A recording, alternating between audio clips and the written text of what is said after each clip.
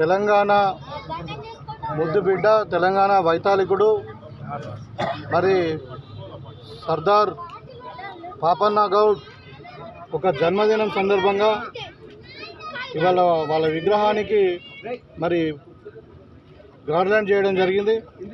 చేసి వాళ్ళ యొక్క స్మృతులు, వాళ్ళ యొక్క జీవితం యొక్క విశేషాలు అన్నీ కూడా గుర్తు చేసుకోవడం జరిగింది. సర్దార్ పాపన్న గౌడ్ మరి 18 ఆగస్ట్ వరంగల్ జిల్లాలో ఎప్పుడది 1650లో జన్మించడం జరిగింది.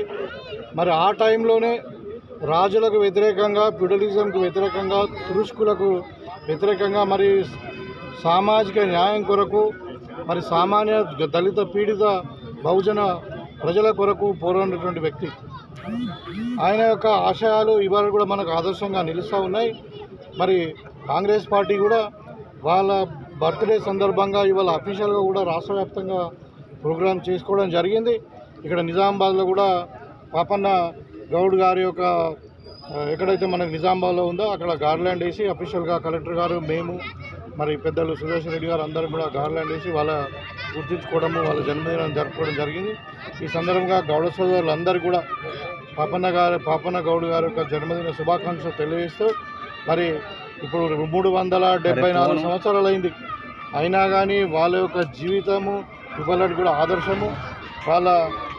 వాళ్ళకు ఏదైతే సిద్ధాంతాలు ఉన్నాయో, వాళ్ళ ఆలోచన విధానం ఉందో, మరి దానికి నిదర్శనంగానే ఇవాళ కాంగ్రెస్ పార్టీ పరిపాలన, ప్రజాపాలన, మరి సామాజిక న్యాయంతో మరి అందరికీ న్యాయం, అందరికీ మరి ఖచ్చితంగా అంటే న్యాయం జరిగేటట్టు కాంగ్రెస్ పార్టీ ప్రభుత్వం వ్యవహరిస్తున్నది. కాబట్టి మరి పాపన్న రాయుడు గారిని గుర్తు చేసుకోవడం, మరి బర్త్డే జరుపుకోవడం అనేది చాలా సంతోషంగా ఉంది, వల్ల గర్వంగా ఉందని చెప్పి ఈ సందర్భంగా తెలియజేస్తాను. నేను నిన్న నిజామాబాద్ ప్రెస్ మీట్లో కూడా చెప్పడం జరిగింది. మీకు జియో కాపీ చూపించాను వాళ్ళకు. Jio number 567 5th of the last month July 5th of the July నాడు 15th ఆఫ్ ద జూలై నాడు జియో ఇష్యూ చేయడం జరిగింది. దాంట్లో క్లియర్గా కూడా టర్మ్స్ అండ్ కండిషన్స్ రాయడం జరిగింది. ఏంటంటే ప్రతి కుటుంబానికి, దయచేసి మీరు ప్రతి కుటుంబానికి 2 లక్షల రూపాయల వరకు రుణమాఫీ చేసి తీరుతామని కాంగ్రెస్ పార్టీ జియో ఇచ్చింది. దాంట్లో ఏంటంటే ఇప్పుడు చాలామందికి రాకపోవడానికి కారణాలు ఒక 2-3 ఉన్నాయి. ఒకటి ఏంటంటే టెక్నికల్ రీజన్స్ అంటే కొంచెం ఆధార్ నంబర్ తప్పుపడము, లేకుంటే బ్యాంక్ అకౌంట్లు తప్పుపడము, లేకుంటే బ్యాంక్ డేటాలో సింగిల్ విండో బ్యాంకులు కానీ ఇప్పుడు గ్రామీణ బ్యాంకులకు ఈ కోర్ బ్యాంకుకు లింక్ సరిగా లేకపోవడం, కొన్ని టెక్నికల్ ఇష్యూస్లో ఒక రీజన్. తర్వాత రెండో రీజన్ ఏంటంటే చాలామందికి గతంలో 10 సంవత్సరాలు టీఆర్ఎస్ ప్రభుత్వం ఉండి ఎవరు కూడా రేషన్ కార్డులు ఇవ్వలే.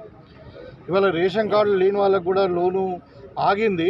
అయితే దానికి కూడా పరిష్కారం ఇవాళ application forms already agriculture department release చేసారు. ఎందుకంటే రేషన్ కార్డు ఎందుకంటే అది ఒక కుటుంబాన్ని నిర్ధారించడానికి మాత్రమే. రైతుకు భూమి ఉండాలి, ఆ భూమికి పట్టా పాస్బుక్ ఉండాలి, పట్టా పాస్బుక్ మీద లోన్ ఉంటే రుణమాఫీ అయిపోతుంది. ఇంకా వేరే ఏం రిస్ట్రిక్షన్స్ లేవు. అయితే రెండవది, మేము పాస్బుక్ మన వైట్ రేషన్ కార్డు ఎవరైతే లేదో వాళ్ళకి అందరు కూడా ఇంటింటికి పోయి ఆ ఒక అప్లికేషన్ ఫామ్ ఉంది వాళ్ళకి, అది ఫిర్యాదులది. ఆ ఫిర్యాదుల అప్లికేషన్ ఫామ్ మీద వాళ్ళు రాస్తే ఎక్స్టెన్షన్ ఆఫీసరే వాడిని నిర్ధారించి ఏ కుటుంబ నేపథ్యము ఏందన్నది నిర్ధారించి మళ్ళీ బ్యాంకులో సైట్లో అప్లోడ్ చేస్తారు. ఇప్పుడు వేవింగ్ ఒక సైట్ ఉంది, ఏది ఫార్మర్స్ లోన్ వేవింగ్ అని ఒక సైట్ ఉంది. ఆ సైట్లో వాళ్ళు అప్లోడ్ చేస్తారు. వాళ్ళందరూ కూడా రుణమాఫీ అయిపోతుంది.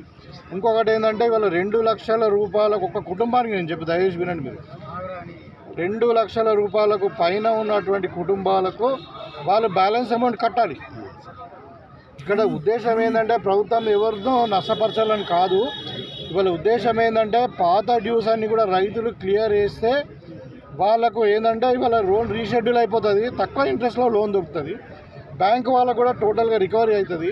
సో ఇప్పుడు 2,50,000 ఉందనుకోండి ఒక కుటుంబం మీద, 50,000 కడితే 2 లక్షల రూపాయలు రుణమాఫీ అవుతుంది. దాంట్లో ఏమాత్రం అనుమానం లేదు. మేము చెప్పినాం 12 డిసెంబర్ 2018 నుండి 9 డిసెంబర్ 2023 వరకు 5 సంవత్సరాల బ్రాకెట్లో తీసుకున్నటువంటి క్రాప్ లోన్లందరికీ కూడా రుణమాఫీ 2 లక్షల వరకు కుటుంబానికి మాఫీ చేస్తాం.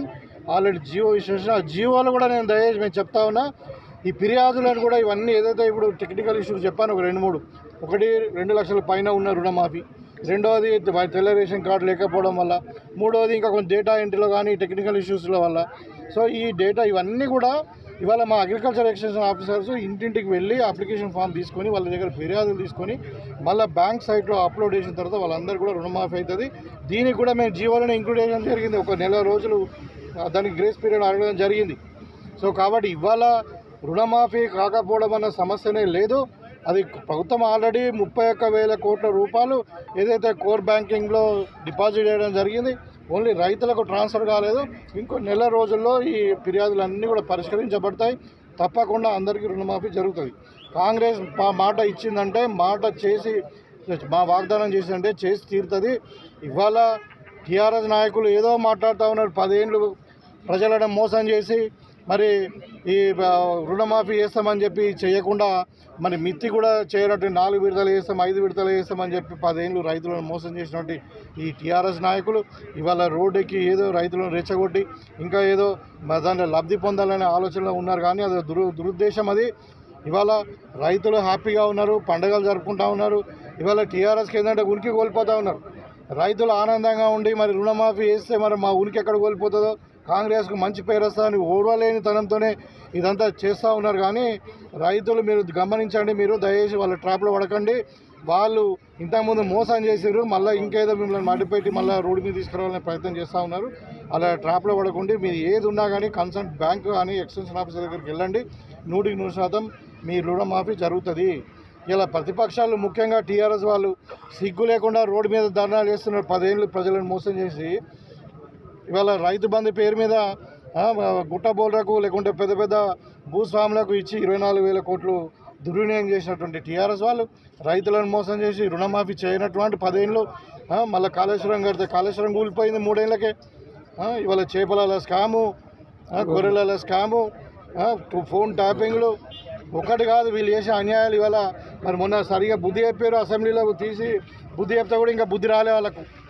ఇంకా ప్రభుత్వం మీద కుట్రలు పని ఏదో ప్రజలను తప్పుదో పట్టించే ప్రయత్నం చేస్తూ ఉన్నారు. కానీ మొన్న మళ్ళా బుద్ధి చెప్పారు. లోక్సభ ఎన్నికల్లో కూడా 15 లోక్సభలలో ఒక దగ్గర డిపాజిట్ రాలే. ఇవాళ బాధ అంతా ఏంటంటే ఇప్పుడు స్థానిక సంస్థలు ఎన్నికలు వస్తున్నాయి, మళ్ళీ మమ్మల్ని ఎక్కడ మేము ఉనికి కోల్పోతామో అని చెప్పేసి ఇదంతా కూడా రాద్ధాంతం చేసే ప్రయత్నం చేస్తూ ఉన్నారు. ఇదంతా రాజకీయ కుట్ర తప్పితే, తప్పుడు ప్రచారం తప్పితే దాంట్లో వాస్తవం లేదు. Okay, thank you sir.